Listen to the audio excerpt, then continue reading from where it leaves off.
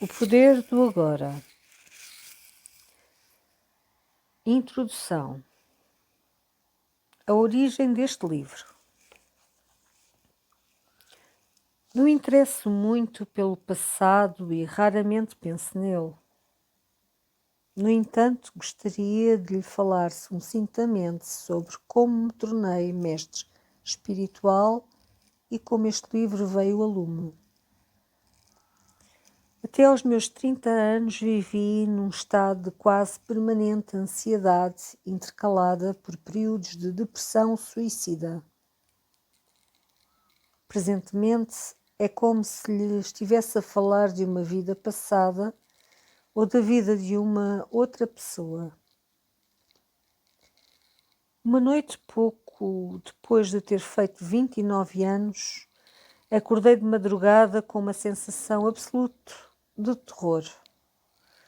Já anteriormente tinha acordado muitas vezes com uma sensação semelhante, só que desta vez era muito mais intensa. O silêncio da noite, os vagos contornos dos móveis na escuridão do quarto, o ruído distante de um comboio, tudo parecia tão estranho, tão hostil e tão completamente sem sentido, que gerou em mim um profundo ódio pelo mundo. A coisa mais repugnante de todas, no entanto, era a minha própria existência. Que razão tinha eu para continuar a viver com este fardo de infelicidade? Por que continuar com esta luta constante? Sentia que um profundo anseio pela aniquilação, pela não existência, estava agora a tornar-se muito mais forte do que o desejo instintivo de continuar a viver. Não posso continuar a viver comigo mesmo. Era este o pensamento que se repetia na minha mente. Depois, de repente, dei-me conta da peculiaridade de tal pensamento. Serei um ou dois? Se não posso continuar a viver comigo, é porque em mim deve haver dois. O eu e o comigo mesmo, com o qual não posso viver. Talvez pensei apenas um deles seja real. Fiquei tão desorientado com esta estranha descoberta que a minha mente parou. Eu estava plenamente consciente, mas deixou de haver pensamentos. Depois senti-me arrastado para o que me pareceu um vórtice de energia. Era um movimento lento de início e depois acelerado. Fui tomado por um medo intenso e o meu corpo começou a tremer. Ouvi as palavras "não resistas a nada", como se ditas dentro do meu peito. Sentia-me como que ia ser sugado para dentro de um vazio, mas era como se esse vazio fosse mais dentro de mim do que fora de mim. De repente não havia mais medo e deixei-me cair nesse vazio. Não me recordo do que aconteceu depois disso. Acordei com um pássaro a chilrear da parte de fora da janela. Nunca antes ouvira um som assim. De olhos ainda fechados, vi a imagem de um diamante precioso. Sim, se um diamante pudesse emitir um som, seria como aquele.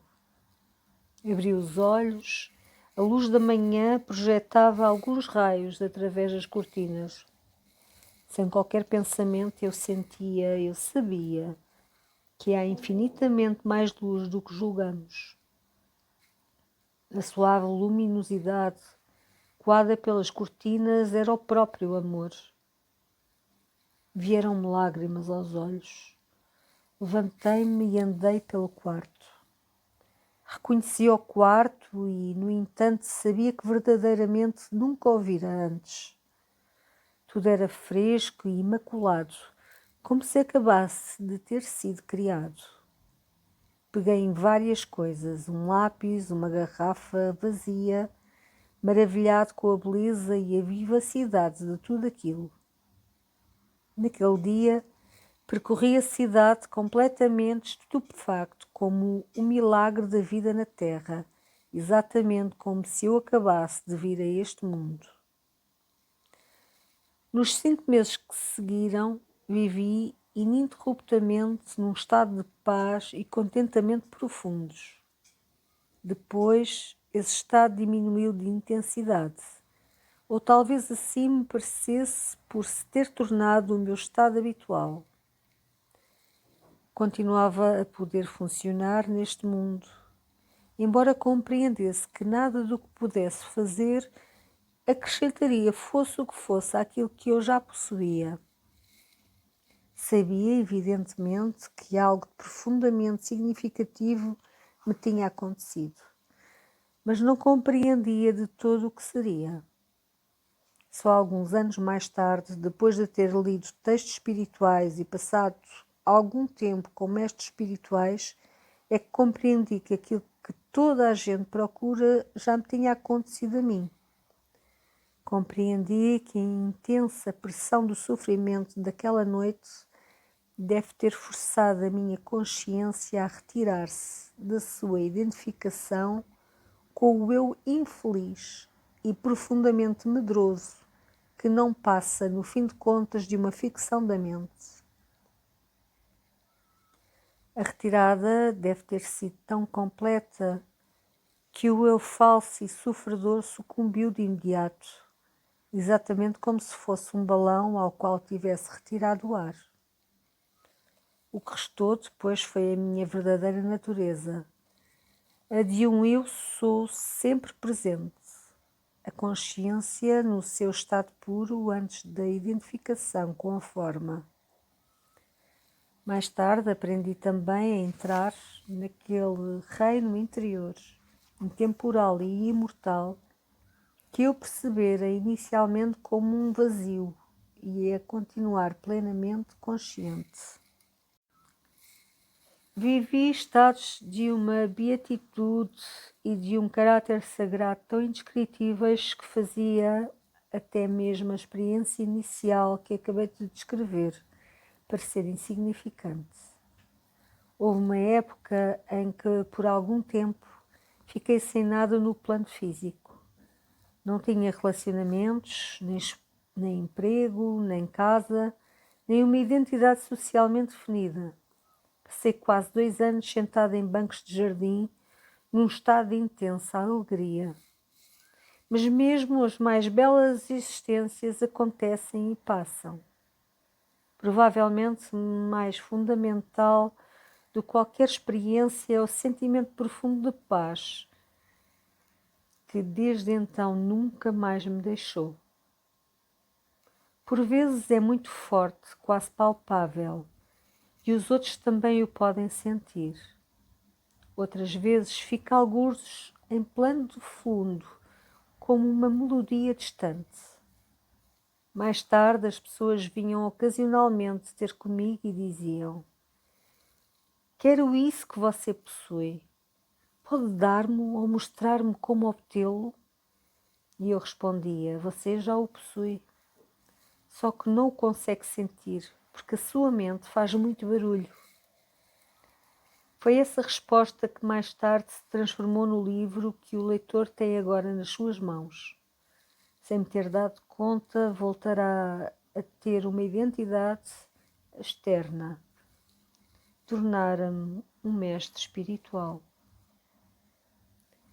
A verdade que está dentro de si. Este livro representa a essência, tanto quanto o consigo exprimir por palavras, do trabalho que realizei nos últimos 10 anos com indivíduos e com pequenos grupos de investigadores espirituais na Europa e na América do Norte. É com profundo amor e apreço que gostaria de agradecer a essas pessoas excepcionais pela sua coragem, pelo seu desejo de levar a cabo mudanças interiores, pelas suas perguntas estimulantes e pelo seu desejo de ouvir. Sem elas este livro não existiria. Fazem parte do que é, por enquanto, uma pequena, mas felizmente crescente minoria de pioneiros espirituais. Pessoas que estão a chegar a um ponto em que são capazes de abandonar o padrão de pensamentos coletivamente herdado que há eternidades mantém os seres humanos escravos do sofrimento.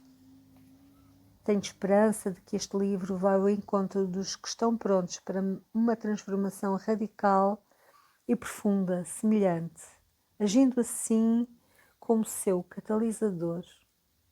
Também espero que chegue a muitos outros que achem o seu conteúdo digno de consideração, embora possam não estar prontos para o viverem ou praticarem plenamente. É possível que um dia, mais tarde, a semente que foi lançada, ao lerem um livro, se funda com a semente da iluminação que cada ser humano transporta dentro de si e que, de repente, essa semente se germine e viva dentro deles. O livro, na sua presente forma, teve origem em respostas e perguntas feitas por indivíduos, muitas vezes espontaneamente, durante seminários, aulas de meditação e sessões privadas de aconselhamento.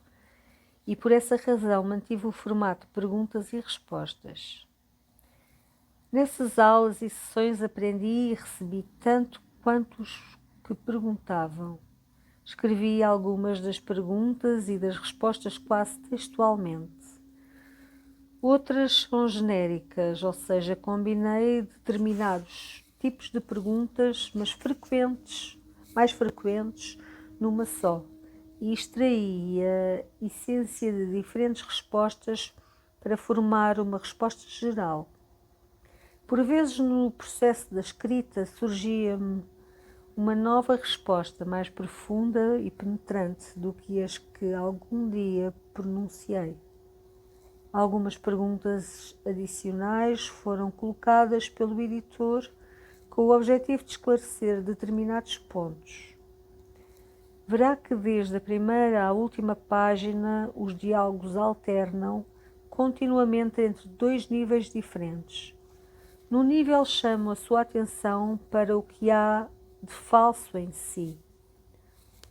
Falo da natureza da inconsciência e da disfunção humanas, assim como das suas manifestações comportamentais mais comuns, desde os conflitos nos relacionamentos até às guerras entre tribos e nações. Esse conhecimento é vital, pois a menos que aprenda a reconhecer o falso como falso e não como o cerne da sua identidade, não poderá haver transformação duradoura e acabaria sempre por ser arrastado de volta à ilusão e a uma certa forma de dor. Neste nível, também mostro como não transformar o que há de falso em si num eu e num problema pessoal, pois é assim que o falso se perpetua. Num outro nível, falo de uma profunda transformação da consciência humana, não como uma possibilidade futura e distante, mas como algo que está já ao nosso alcance. Seja você quem for e esteja onde estiver. É-lhe mostrado como se libertar da escravidão da mente, como entrar nesse estado iluminado de consciência e mantê-lo na vida do dia a dia. Neste nível do livro, as palavras nem sempre se preocupam em dar informação, mas são muitas vezes destinadas a atraí-lo, enquanto lê para essa nova consciência. Estou constantemente a fazer todos os esforços para o levar comigo para dentro deste estado intemporal de intensa presença consciente no agora, a fim de lhe proporcionar um sabor da iluminação. Até você ser capaz de ter a experiência do que lhe estou a dizer, é provável que ache essas passagens um tanto ou quanto repetitivas. No entanto, assim que for capaz de o fazer, estou certo de que compreenderá que essas passagens contêm uma enorme quantidade de força espiritual e poderão tornar-se para si nas partes mais compensadoras do livro. Além disso, uma vez que cada pessoa transporta dentro de si a semente da iluminação, é frequente dirigir-se ao sábio que há dentro de si e que reside por trás do pensador, ao seu eu mais profundo, que profundamente reconhece a verdade espiritual, entra em ressonância com ela e tira força dela. O símbolo de pausa depois de algumas passagens é uma sugestão para parar de ler por alguns instantes, ficar quieto, sentir e reconhecer a verdade do que acaba de ser dito. Poderá haver outras passagens no texto em que você o fará natural e espontaneamente. Ao princípio, quando começar a ler o livro, é provável que o sentido de certas palavras, como por exemplo ser ou presença, não seja totalmente claro para si. Continue simplesmente a ler. Poder-lhe-ão ocorrer pontualmente perguntas ou objeções. Provavelmente encontrará as respostas mais à frente, no próprio livro, ou então talvez se tornem irrelevantes à medida que entra mais a fundo no ensinamento e em si próprio. Não leia unicamente com a mente. Enquanto lê, fique atento a qualquer reação emocional e a qualquer sensação de reconhecimento vinda do fundo de si mesmo. Não lhe posso falar de nenhuma verdade espiritual que você não conheça já no seu íntimo. Tudo o que posso fazer é ajudá-lo a recordar aquilo de que se esqueceu. Depois, o conhecimento vivo, antigo e, no entanto, sempre novo, é ativado e libertado do interior de cada uma das células do seu corpo. A mente está sempre a querer categorizar e comparar, mas este livro ser-lhe-á mais útil se não tentar comparar a sua terminologia com a de outros ensinamentos. De outro modo, poderia ficar confuso. A maneira como utilizo determinadas palavras, como por exemplo mente, felicidade e consciência, não corresponde necessariamente às mesmas palavras em outros ensinamentos. Não se agarre a essas palavras. Não passam de partes de um percurso que devem ser transpostas o mais rapidamente possível. Quando ocasionalmente cito palavras de Jesus ou de Buda, de A Course in Miracles ou de qualquer outros ensinamentos, faço não para comparar, mas para chamar a sua atenção para o facto de que, essencialmente, há e sempre houve apenas um ensinamento espiritual, embora assuma muitas formas.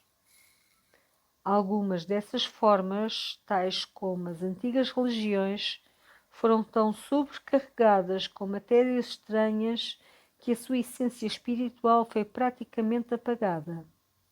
Até certo ponto, por conseguinte, o seu significado mais profundo deixou de ser reconhecível e perdeu-se o seu poder de transformação.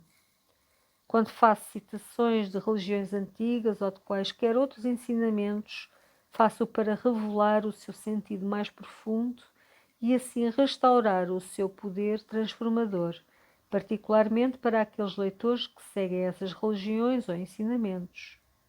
A esses eu digo-lhes, não é preciso irem procurar a verdade a outro sítio. Deixem que eu lhes mostre como chegar mais profundamente ao que já possuem.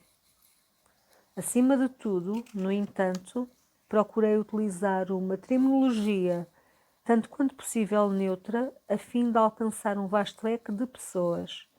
Este livro pode ser visto como uma reafirmação para o nosso tempo de um ensinamento espiritual único e intemporal, a essência de todas as religiões. Não deriva de quaisquer fontes externas, mas sim da única e verdadeira fonte interior, pelo que não contém nenhuma teoria ou especulação.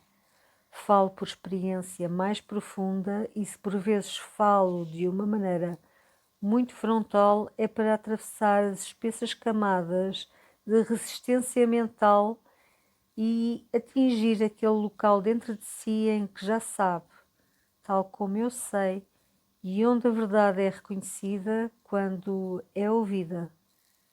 Haverá então um sentimento de exaltação e vivacidade mais elevado quando alguma coisa dentro de si lhe disser sim, eu sei que isso é verdade.